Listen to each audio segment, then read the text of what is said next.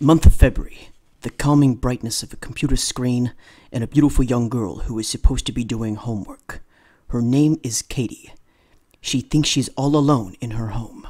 Her parents left her here to do her homework, but she's procrastinating instead. While they enjoyed the film, they left her with money for pizza, a goodbye kiss, and a creature from hell. In. At the moment, Katy is looking at photos on Facebook.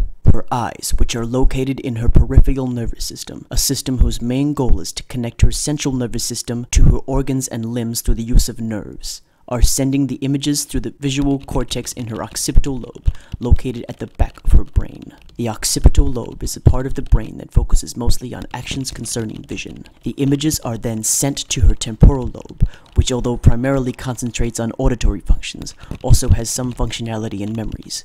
This allows Katy to remember the photos she's looking at. Oh man, I really should be doing my homework, but I love being on Facebook. The noise travels into her left ear, which is also a part of her peripheral nervous system. The sound then travels to the right hemisphere of the brain, which is located in the central nervous system. The central nervous system consists of her brain and her spinal cord. Once in the right hemisphere, the sound travels directly to her temporal lobe, which is able to comprehend exactly what the sound is.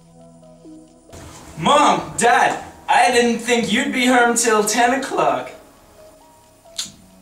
Her frontal lobe in her brain, located in her central nervous system, decided to call out to her parents. The message was sent to Baca's area in her frontal lobe, which is the area involved in speech construction.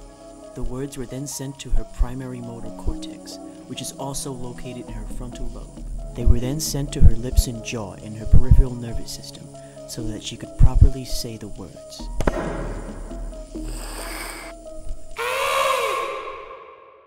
The sensory cortex in her frontal lobe is sending down the message to the spinal cord that she's scared. The message is sent to a peripheral nervous system. The peripheral nervous system comprises of two subsystems, the autonomic and the somatic. The somatic nervous system is in charge of voluntary functions, whereas the autonomic is in charge of involuntary functions. Her fear activates her sympathetic nervous system, which serves as one part of the autonomic nervous system. This works to increase her heart rate, increase her dizziness, and make her short of breath. This is what fear is made out of.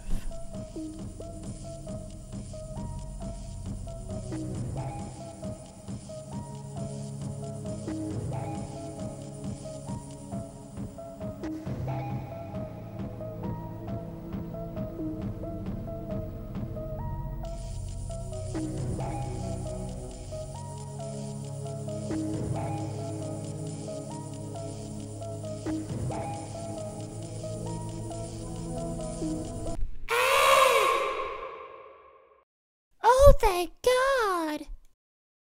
It's just my cat. I'm so happy. The fur rubs against her skin, which is a part of the peripheral nervous system. This information is sent up the spinal cord to the somatosensory cortex in her frontal lobe. This area is a part of the brain in charge of sensitivity. This information is sent through the parietal lobe so that it can register that it is in fact fur.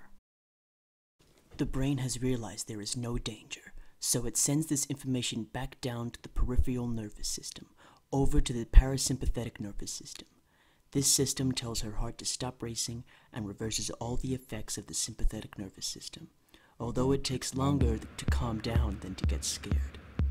She knows she's safe, but she still really wants her parents to come back home. Too bad she checked the wrong door.